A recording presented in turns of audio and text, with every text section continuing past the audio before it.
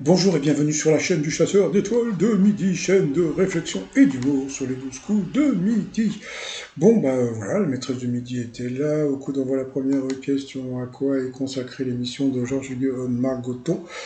Grégoire, n'importe où. J'ai trouvé Georges là. Grégoire Margoton présente tous les dimanches sur TF1 avant le truc, mais en passant.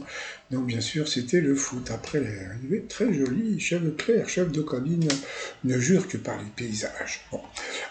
Qu'est-ce que 52% des parents d'ados estiment moins faire lors de leurs vacances? Eh bien, c'était l'amour. Après, il y a eu cette séquence qui était assez rigolote. C'est un gamin qui a fait le tirage au sort là, des jeux. Et je ne sais pas si vous avez vu, donc ils lui ont mis du scotch pour pas qu'on voit la marque Nike. Et puis, vous voyez, c'est flouté au milieu, donc bon, ils l'ont flouté de partout, le pauvre. Ensuite, vous aviez Cyril de Mallet-le-Grand, alors, qui était venu en bande organisée. Alors, sa question. Quelle chanteuse fait ses premiers pas au cinéma dans le rôle de Barbie Sirène aux côtés de Margot Robbie? Donc ça c'était connu, c'était Dua Lipa et Dua Lipa en français c'est Lena Situation qui fait sa voix et c'est son mec là, Seb Lafrite qui fait la voix du grand un autre blond. Donc voilà, après alors bon il y a une candidate qui est arrivée mais on lui avait pas demandé de venir donc elle est repartie.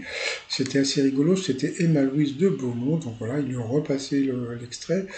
En visio, elle était là avec sa famille qui était en direct de Roumanie, selon un récent sondage, un récent c'est donc, sur quel type d'application les utilisateurs de smartphones passent-ils le plus de temps? Bien sûr, c'était évident, c'était les jeux.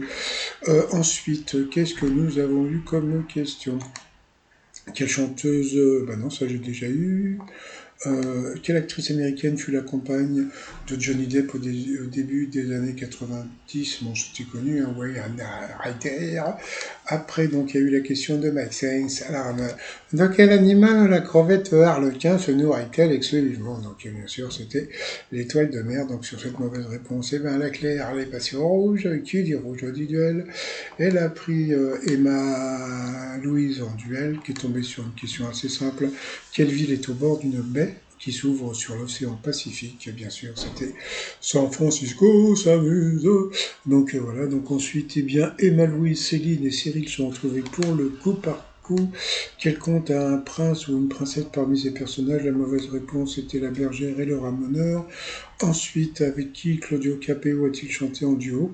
Chose assez rigolote, vous voyez, ils ont mis Kenji Chirac, qui est l'étoile mystérieuse, hein, donc voilà, et donc, bon, moi, il est arrivé, tac, tac, tac, il y avait les fans dans le public, oh là, il est là pour de vrai, et puis la honte, la maîtresse de midi s'est plantée sur une question sur lui, franchement, c'était la honte, il était juste là, donc c'était franchement la honte, donc après, il a chanté une chanson, et qu'est-ce qu'ils ont fait? Ils ont envoyé la pub, allez, comme c'est la pub, le t-shirt, Gainsbourg, Jane Birkin sur le site 3millions.com. Et on revient après la pub. Allez, retour de pub. Puis bon, bah voilà. De quel groupe de super-héros, de super-vilains peut-on lire les aventures? Eh bien, c'est le garçon qui a donné la mauvaise réponse et qui est passé au rouge. Qui dit rouge dit duel. Il a eu les coronesses de prendre la maîtresse de midi. Alors là, je vais vous dire, elle a des questions de plus en plus difficiles. Bon, alors vous allez me dire, vu la question, quel mois du calendrier républicain tire son nom de la période de l'épanouissement des fleurs? Bon, fleurs, floréales, donc c'est une question facile, mais c'est moins une question de bébé qu'avant, c'est-à-dire que là, j'ai l'impression qu'ils sont en train de préparer l'élimination de la maîtresse de midi, donc ils se sont dit, bon, bah ça suffit maintenant, il va falloir qu'elle s'en aille, la dame, donc voilà, donc je pense qu'ils préparent l'élimination de Céline à partir de hier, hein. Comme on a pu voir, il y avait une question encore plus difficile pour elle.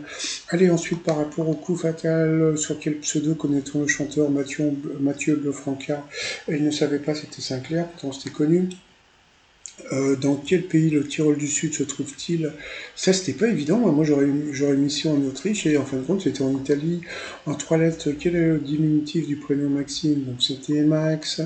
Comment appelle-t-on les habitants de la Sardaigne? Les Sardes. Qu'est-ce que nous avons? Ça, j'ai déjà eu. Ça, j'ai pas. Non, avec le noir et l'orange, quelle est la troisième couleur de Nemo, le poisson clown? C'était blanc, le blanc, elle le savait. Qui est la première femme à avoir reçu la Palme d'Or pour la réalisation du film La piano, c'était Jeanne Campion. Elle a trouvé quel est le nom français de la ville croate de Dubrovnik. Ça, c'était une question pour la Fifi, hein. Franchement, c'était super dur. Dans la numérotation des maisons, qu'est-ce qui suit? Généralement, l'indication bis.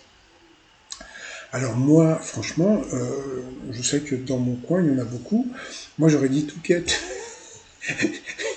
Quoi, c'est Bistouquette? Non, non, c'était Terre. Voilà, donc voilà. Ensuite, dans quel film Gérard Depardieu est amoureux d'une certaine Roxane, donc Cyrano de Bergerac? Toujours des questions faciles pour la maîtresse de midi. Jean-Luc Reichmann qui dit attention, vous avez vu, vous avez plus de temps que la maîtresse de midi, mais bon, en général, quand il dit ça, c'est qu'après, ils vont lui donner des questions plus dures. Quel est le nom du chien de Doc dans Retour vers le futur? C'était Einstein, il n'a pas trouvé. Quel anglicisme peut se traduire par le téléphone intelligent, le smartphone? Quel était le surnom de Raymond Goethals, entraîneur de l'OM lors des années tapis? C'était Raymond la science. Franchement, poser une question comme ça à une gamine, franchement, c'est assez dégueulasse. Comment appelle-t-on le mouvement d'un véhicule qui fait un brusque demi-tour sur lui-même? Là aussi, c'est complètement tordu comme question, c'était un tête à queue. Dans quel manga Edward Norton et Barbe Blanche? Encore une question. Vous voyez, donc, la différence qu'il y a entre les candidats normaux et puis la maîtresse de midi, c'est que quand la maîtresse de midi se plante, tout de suite après, elle a une question de bébé, tandis que là, toc, c'est coup par coup des questions difficiles pour la candidate. Dans un sauna que verse-t-on sur des pierres chaudes? Donc ça, c'était de l'eau. De quel roi de France Voltaire a-t-il été l'historiographe officiel?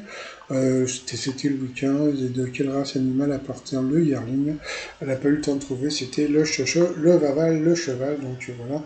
Et ce qui m'a encore dégoûté, c'est que la maîtresse de midi, elle a soufflé. Franchement, Céline, moi, ce que je dis, c'est le comportement. Quand on voit que la candidate en face a plein de questions difficiles, etc., etc., on ne souffle pas. Bon, bah c'est pas grave, c'est bientôt la fin. Ensuite, par rapport au coup de maître, quelle chanson de Clo-Clo commence par Allo? Donc bien sûr, c'était le téléphone pleure. Quel fruit Marco Polo appelle-t-il pomme de paradis? Ouh là là, et là, elle s'est fait avoir, mais moi je pense que tout le monde se serait fait avoir. Parce qu'elle est partie sur l'autre, le pamplemousse, bah ouais, pourquoi pas le pamplemousse? Eh bien, la pomme de paradis, c'était la banane. Bah dis donc, je te dis pas la tronche de la pomme. Donc voilà, donc elle a perdu une étoile et un zéro. Alors vu qu'elle a perdu une étoile et un zéro, après ils peuvent lui mettre des questions plus faciles. Ça leur évite de lui faire gagner 20 000. Alors, dans Astérix et Obélisque, l'Empire du Milieu, Abraxix est interprété par Jérôme Commandeur. Quelle est la particularité de la raquette dans une expression évoquant la faille du système? Donc, c'était les trous. Et puis après, dans quelle ville associe-t-on au store à l'Inde qui permet de moduler la luminosité? Oh putain, je veux tellement faire vite. La luminosité, donc bien sûr, c'était les stores vénitiens. Donc ensuite, par rapport à l'étoile mystérieuse. Alors, qu'est-ce qu'on voit en bas là? On voit un petit truc rouge là. Qu'est-ce que c'est que ce petit truc là? Ah, je reconnais pas encore. Bon, on verra bien. Donc, c'est toujours Kenji dans l'étoile mystère. Ah bah oui, le truc en bas là, je me demande si c'est pas le truc dont je vous ai parlé dans ma vidéo de ce matin. Vous savez, la tronçonneuse. Ah bon, vous savez pas pourquoi? Bah, il faut aller voir ma vidéo de ce matin. Bon, bah voilà, sinon, bah, comme je vous l'ai dit, hein, donc, bon, c'est bientôt la fin. Bon, bah, je reviens parce qu'il s'est passé un truc très émouvant dans l'émission. Allez, à plus tard, bye bye.